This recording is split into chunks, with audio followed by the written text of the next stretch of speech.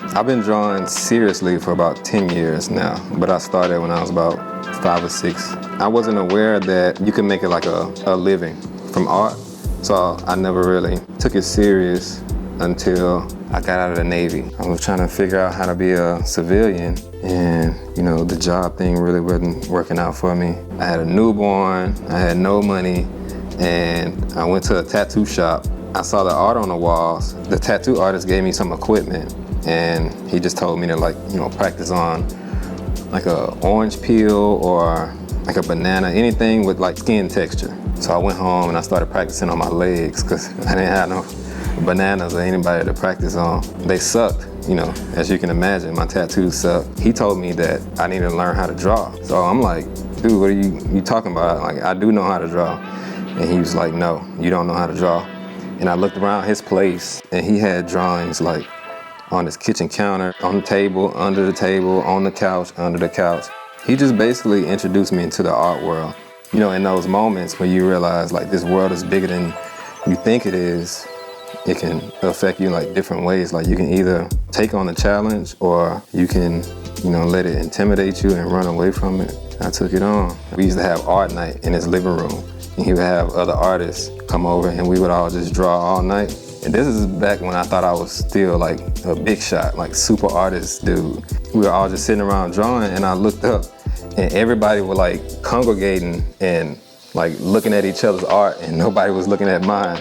And that's when I realized like, okay, I really gotta step up. Tell stories. Everybody wanna be heard some kind of way. I'm not really a talker. I can't rap. I can tell stories with my pictures. I can show people what I care about with what I draw. I do see progress.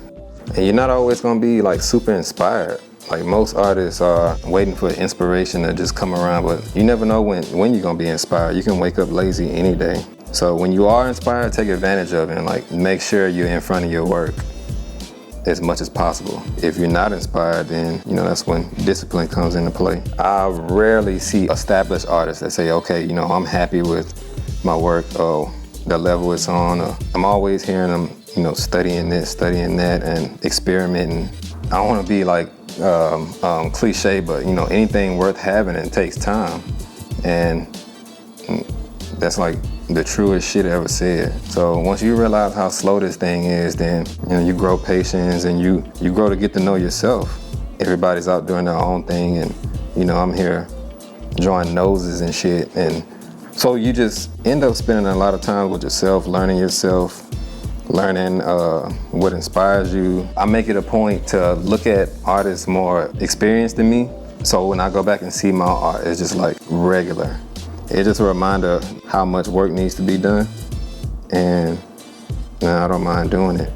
Also, like physical reminders too, like surround yourself with reminders of what's important and what needs to be done. Like these books, I have to see these books every day. All of these artists, all they talk about is getting better every day, and they're master artists. So if the masters are, drawing and studying 9 hours a day, then, why wouldn't I? I'm Celestine, and I'm an artist.